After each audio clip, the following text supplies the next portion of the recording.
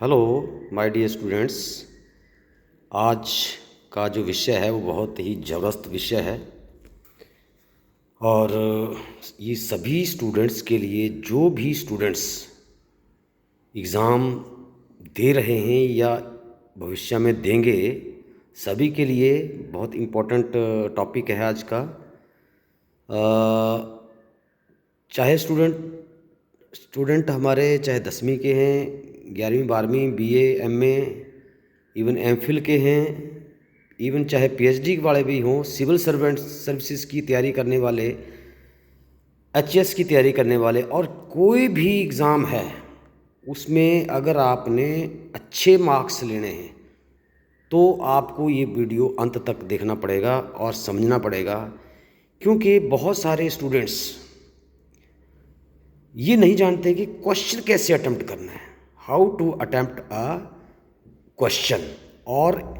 Technique क्या है question को हल करने की एग्ज़ाम में। तो इसमें सबसे पहले अगर मैं आपको बताऊं तो वो क्या करना है आपने कि क्वेश्चन है कि अच्छे मार्क्स एग्ज़ाम में कैसे लें, how we can get good marks in examination, how we can score high marks in examination. तो इसके लिए आपने क्या करना है, सबसे पहले जो क्वेश्चन पूछा जाता है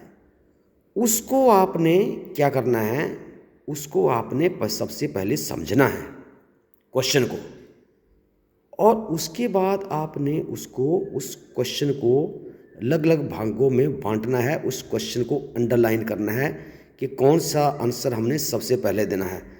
जैसे कि मान लीजिए क्वेश्चन पूछा है कि हिमाचल क्या है, हिमाचल की विशेषताएं लिखिए, मान लो ये क्वेश्चन है, ये कोई भी क्वेश्चन है, तो आपने पहले हिमाचल को अंडरस्टैंड करना है। उसके बाद फिर आपने हिमाचल की जो पूछा है बेसिकली, या हिमाचल के कितने ज़िले हैं उनका वर्णन करिए। तो आपने फिर जैसे पहले आपने हिमाचल को डिफ़ाइन करना है। डिफ़ाइन कैसे करेंगे, डिफ़ाइन करते वक्त आपने सबसे पहली जो लाइन होगी आपकी, वो होगी आपकी इंट्रोडक्शन के पार्ट की, और जो सबसे पहली लाइन होगी उसमें आपने जो हमारे 7 फ्रेंड्स होते हैं इंक्वायरी के, उनके बारे में आपने उनका आंसर देना है। 7 इंक्वायरी क्या होता है, what, why, where, when, how and who, ये हमारे 7 फ्रेंड होते हैं इंक्वायरी के। तो सबसे पहले आपने क्या करना है, इंट्रोडक्शन में सबसे पहले इंट्रोडक्शन लिखना है, ऊपर टॉप पे लिखना है इंट्रोडक्शन, और उससे पहले आपने लिखना है क्वेश्चन नंबर, जो क्वेश्चन पूछा है उसी का ही नंबर लिखना है, या जो आपने क्वेश्चन पूछा है उसका नंबर क्या है, पहला है, दूसरा, तीसरा, चौथा। अगर आप चौथा क्वेश्चन कर रहे हैं सबसे पहले, तो वो चौथा क्वेश्चन वहाँ क्वेश्चन नंबर 4 लिखें। अगर पहला क्वेश्चन सबसे पहले कर रहे हैं अपनी आंसर शीट पे, तो आपने उसको पहला ही लिखना है। तो इसके बाद इंट्रोडक्शन लिखा, उसको अंडरलाइन किया,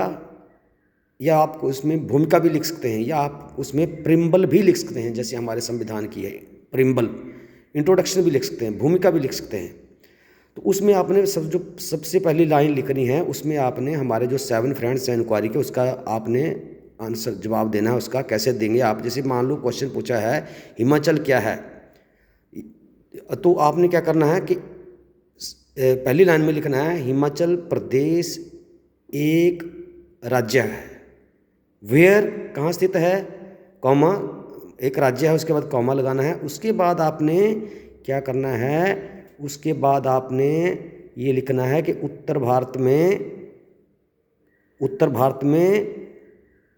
कॉमा, उसके बाद स्थापना 1948 में राज्य का गठन हुआ, या ये कहेंगे कि जन्म हुआ। उसके बाद 1971 में हिमाचल प्रदेश को फुल राज्य का दर्जा दिया गया।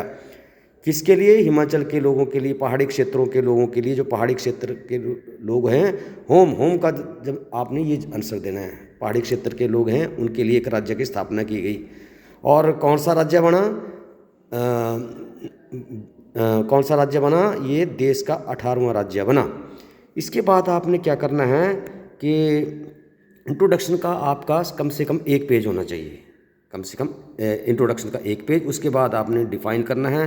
डिफाइन भी, या जैसे मान लो कोई और क्वेश्चन पूछा है उसमें आपने डेफिनेशंस भी होनी चाहिए, कम से कम आपकी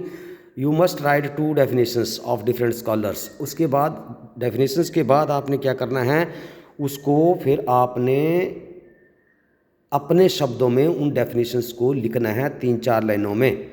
मतलब आप उससे समझते क्या हैं। फिर उसके बाद जब आपने डेफिनेशंस लिख दी, उसके बाद आपने जो मुख्य चीज़ पूछी है, मुख्य चीज़ क्या पूछी है, जैसे मान लीजिए हिमाचल की विशेषताएं लिखो, या किसी कोई भी जो मेन क्वेश्चन में पूछा गया उसका आंसर देना आपने पॉइंट वाइज पॉइंट। जैसे आपकी 12 जिलों का आप वर्णन करिए, भारत के हिमाचल के 12 जिलों का वर्णन करिए, तो आप पॉइंट वाइज पॉइंट लगेंगे, 1-2, पहले एक का, फिर उसके दूसरे का, तीसरे का, ऐसे। और आपने जो जवाब देना है, अगर मान लो 10 पेज का लिखना है क्वेश्चन, तो आपने लगभग 4 या 5 लाइनें लिखनी है प्रत्येक जिले की, या कोई चीज़ पूछी है, जैसे संविधान की विशेषताएं लिखी हैं, तो हर विशेषता की आपने 4-5 लाइनें लिखनी, और मेन में लिखनी है लाइनें। इसके बाद क्या करना है आपने, इसके बाद आपने जब आपने जो मुख्य जो क्वेश्चन था उसका जो आंसर दे दिया, उसके बाद आपने क्या करना है, क्रिटिसिज्म करना। उसने बहुत ही जरूरी है क्रिटिसिज्म करना कि हिमाचल की जो इस यहाँ क्या ऐसी स्थिति है, क्यों है ऐसी। उसके बाद आपने क्रिटिसाइज़ करने के बाद आपने उन सजेशंस देने, जो आपने, अगर आपको सजेशन नहीं आते हैं तो आपने जो क्रिटिसाइज लिखा है उसका उल्टा लिख दीजिए, वो आपके बन जाएंगे आपके सजेशंस।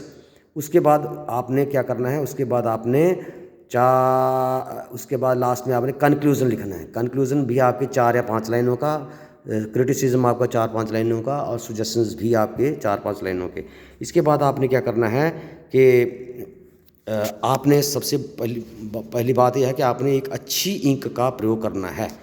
जो अच्छी चमकीली जैसी स्याही हो, इंक हो, उसका प्रयोग करना है। और जो आपने हेडिंग्स देने हैं वो आपने अंडरलाइन करने हैं, और उनको अलग स्याही से लिखना है, अलग बॉल पेन से, या आप स्केच पेन भी यूज़ कर सकते हैं, उससे लिखना है। और आपने इसके बाद और भी इसमें ध्यान रखना है, एग्ज़ाम में क्या ध्यान रखेंगे कि क्वेश्चन का जो नंबर है वो ये आपने प्रॉपर देना है, जो क्वेश्चन नंबर उसमें लिखा है वही आपने देना है। और उसके और आपने क्वेश्चन नंबर क्या करना है, आपने टॉप पे लिखना है, और टॉप मतलब दूर से दिखाई दे ये क्वेश्चन नंबर नया है। और अगली बात यह है कि आपने जो आंसर देना है, तो हर एक क्वेश्चन आपने नए पेज से शुरू करना है। मान लो आपका पहले क्वेश्चन का जो जवाब है आधे पेज में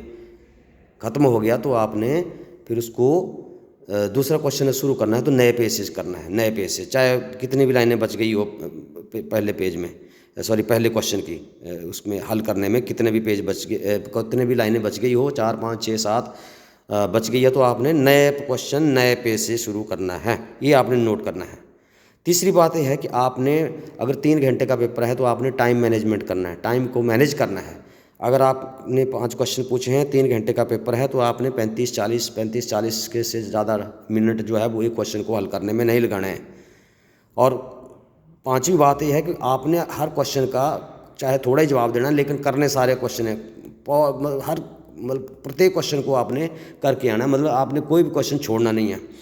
और एग्जामिनेशन हॉल में जो 3 घंटे, तो आपने 3 घंटे ही स्पेंड करने हैं वहाँ पे, आपने वहाँ पर लेने आ जाना कि पहले ही आ गए, ठीक है ना, इस तरह से आपने करना है। और जब तक आपके 3 घंटे पूरे नहीं हुए, आपने वहाँ पे अपनी आंसर बुक को आपने किसी को नहीं, इन्विजिलेटर को नहीं बताने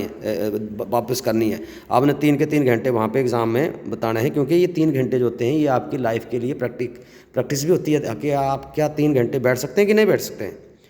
इसके बाद आपने क्या करना है, जब लास्ट में क्वेश्चन पूरा कर लिया, तो आपने फिर स्केच पेन उठाना है, और आपने जो इम्पोर्टेंट आइडियाज़ हैं, इम्पोर्टेंट जो डाटाज़ हैं, इम्पोर्टेंट जो फिगर्स हैं, कोटेशंस हैं, मतलब जैसे आपने किसी की कोटेशन लिखी है, किसी के वक्तव्य लिखे हैं, किसी स्कॉलर के, विद्वान के,